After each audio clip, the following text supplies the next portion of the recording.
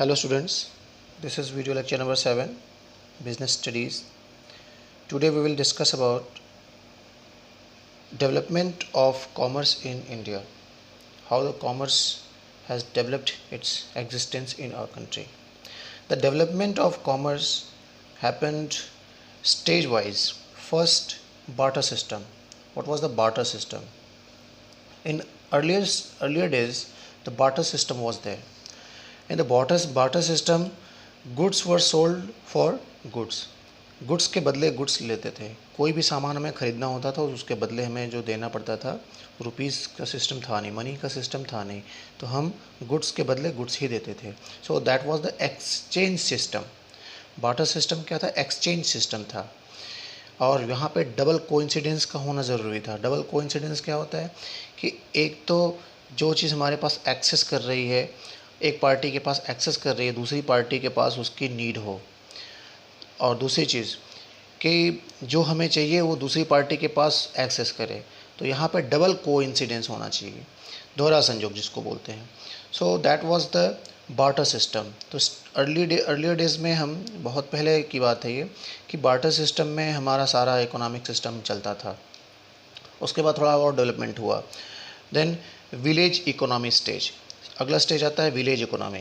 Village economy क्या है? देवर many tribes, ढेर सारे क्लास, ढेर सारे वर्ग में बांट दिए गए थे. और गांव की ऐसी व्यवस्था होती थी जहां पे अलग अलग वर्गों में बांट के, और पुरुष और महिलाएं, मेल फीमेल, अलग अलग उनको टास्क असाइन किया जाता था. उनके काम अलग अलग थे. अब अपने काम को, अपने जो कुछ भी वो प्रोड्यूस कर सकते थे करते थे, और एक दूसरे से एक्सचेंज करते थे. So that was the categorization. So village economy stage, इस स्टेज को बोलते हैं विलेज इकोनॉमी स्टेज. वो गांव की व्यवस्था थी. Next, money invention stage. फिर अगले स्टेज में मनी का इन्वेंशन होता है. बार्टर सिस्टम की जो सबसे बड़ी जो ड्रॉबैक थी कि गुड्स के बदले गुड्स दिए जाते थे. फिर बाद में कुछ ऐसा मोड ऑफ एक्सचेंज इंट्रोड्यूस हुआ कि जिसको हम धीरे धीरे गुड्स के बदले जो कुछ हमें चाहिए उसके बदले हम कुछ एक ऐसा कॉमन मीडियम ऑफ एक्सचेंज ढूंढा गया. धीरे धीरे वो मनी के फॉर्म में आया. मनी का भी डेवलपमेंट हुआ, मनी का भी रिवोल्यूशन हुआ. पहले वो स्टोन्स पे आते थे, फिर अलग अलग मेटल्स को बनाए गए medium of exchange, common medium of exchange. Now अब हम कॉमन जो मीडियम ऑफ एक्सचेंज है, मनी है, वो रुपीज़ से लेके फिर आज हम प्लास्टिक मनी तक आ गए, और डिजिटल पेमेंट तक, लेस कैश इकोनॉमी तक हम पहुंच गए. तो मनी को इंट्रोड्यूस किया गया उस स्टेज में. Then town economy stage. फिर वो व्यवस्था गांव से निकल के टाउन स्टेज में आती है. टाउन इकोनॉमी स्टेज क्या था कि वहाँ पे लोग जो शॉप खोलते थे, चाहे जो अपना बिज़नेस करते थे, बिज़नेस करने वाले कोई चीज़ प्रोड्यूस करते थे, गुड्स को प्रोड्यूस करते थे या ट्रेड करते थे, और लोग वहाँ से परचेज़ करते थे. तो ये टाउनशिप धीरे धीरे डेवलप होना शुरू हुआ. So that was the town economy stage. फिर कॉमर्स का डेवलपमेंट कैसे हुआ? इंडस्ट्रियलाइजेशन स्टार्ट हो गए. Industrial revolution stage.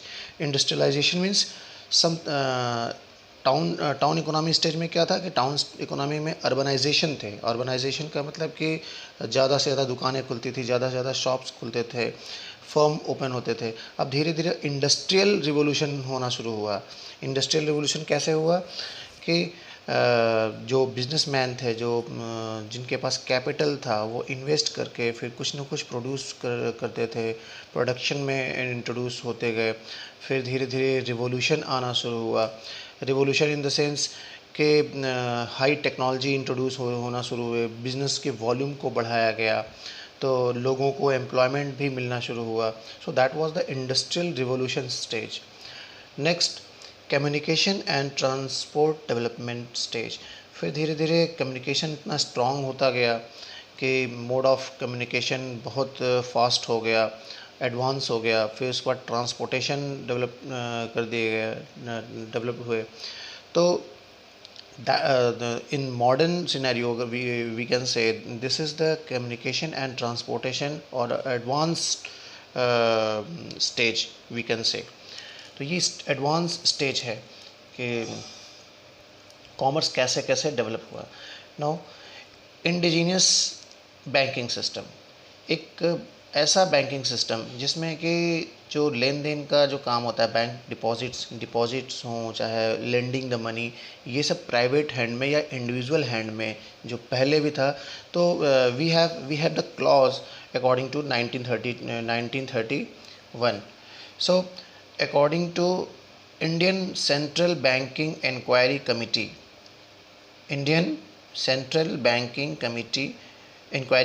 1931. What is in indigenous banking system?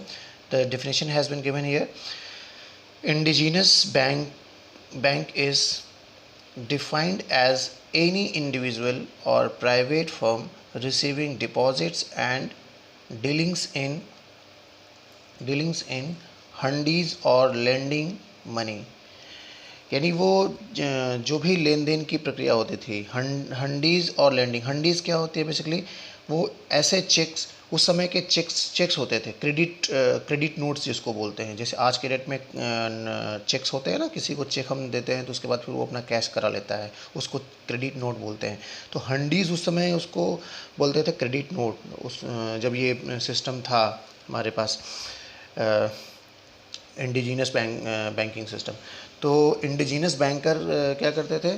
Credit note offer करते थे, उसको जब चाहे उसको हम कैश करा लें। उसके बाद फिर लेंडिंग मनी, यानी डिपॉजिट से लेके लेंडिंग मनी, सारी सिस्टम जो थी बैंकिंग के, जो दो मेन एक्टिविटीज़ होती हैं वो इंडिजीनस बैंकर्स करते थे।